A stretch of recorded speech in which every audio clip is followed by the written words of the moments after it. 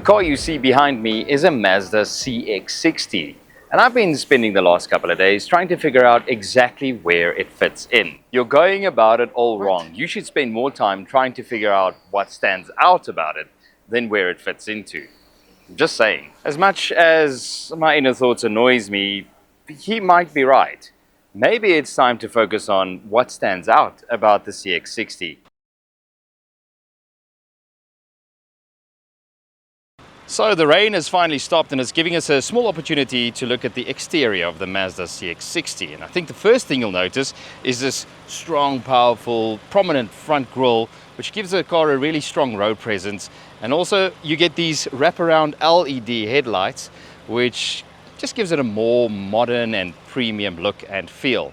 Moving along to the side, you'll see that we've got these nice sculpted lines all the way from the front to the back. I feel like a weatherman, with a dynamic that comes with 20-inch wheels wrapped in Proxys tires.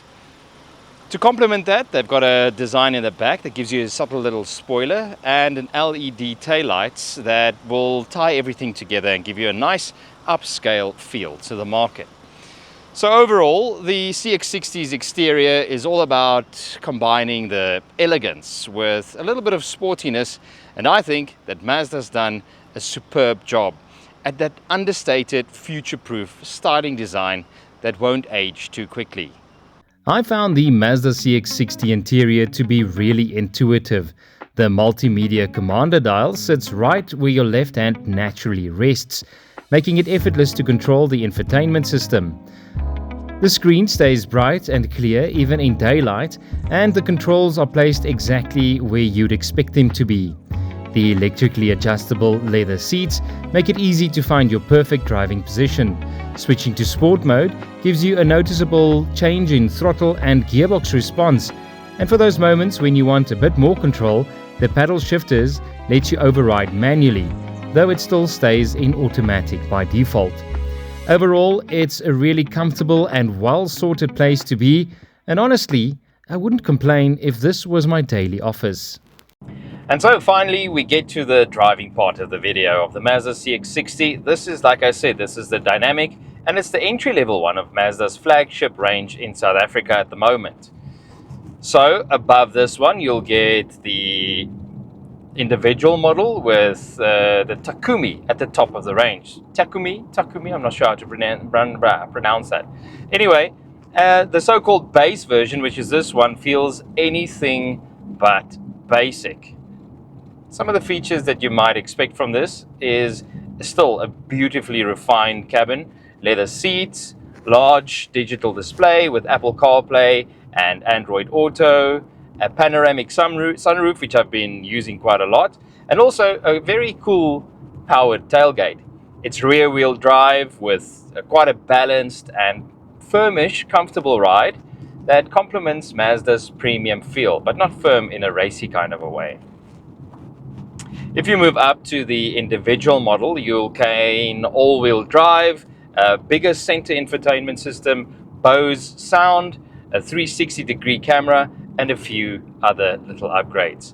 And then at the very top of the range, you get the Takumi, full Napa leather seats, LED adaptive headlights. Every assistance that Mazda could possibly offer is in the Takumi. Pricing starts at around 706,000 for the dynamic, 888 for the individual, and just over R1 million for the Takumi. Now, even though this might be the entry-level model, the dynamic, it might just be the one that you might consider. You know, you get much of the same features, just without the extra price. Although it might be worth having a look at the other two models as well.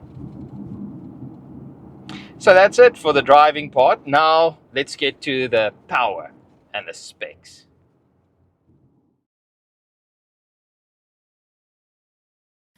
Okay, so we've already talked about all the trim levels and all the features, but what really did surprise me about the CX-60 Dynamic is how refined it feels for a rear-wheel drive SUV of this size. Everything from throttle response to the steering weight that feels perfectly weighted and balanced. Even the suspension is really good. Balanced? Balanced, sure. But give me the specs, man. How much? Give me the numbers. How much power does it make? Okay. How much is it actually It's a pushing? fair point. It's a 2.5 litre petrol, normally aspirated, with 141 kilowatts and 261 newton meters of torque. So it'll do 0 to 60 or 0 to 100 in about 9.6 seconds and tops out at 200 kilometers an hour. That's not bad for a family SUV. What does it drink like? Is it thirsty on fuel? Well, it really isn't that thirsty. It's claimed at 7.3 liters per 100 kilometers, but real world, you'd probably expect something like 8 to 8.5, depending on how heavy your foot is and how much you use that sport button. And does it tow? Can you tow something with it? It does. 2.5 tons braked, so yes, it'll handle your jet ski or your trailer, no problem. Yeah. Now we're talking specs that I can respect. Exactly. It's not just a pretty SUV. It's properly engineered and it's got Mazda muscle. It's just wearing a suit for when it wants to look nice. Now get out. Okay. What else would you like to know about the Mazda CX-60? You can drop a comment below and I'll be sure to answer your questions.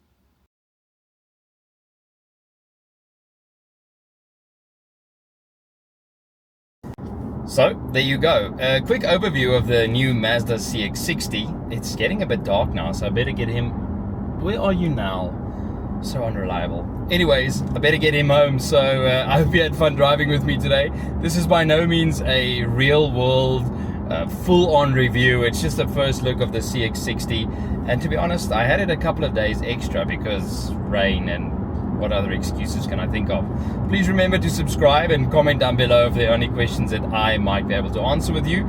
Also let me know what cars you want me to drive and test drive so that I can help you make a decision on some of the nicer cars maybe out there.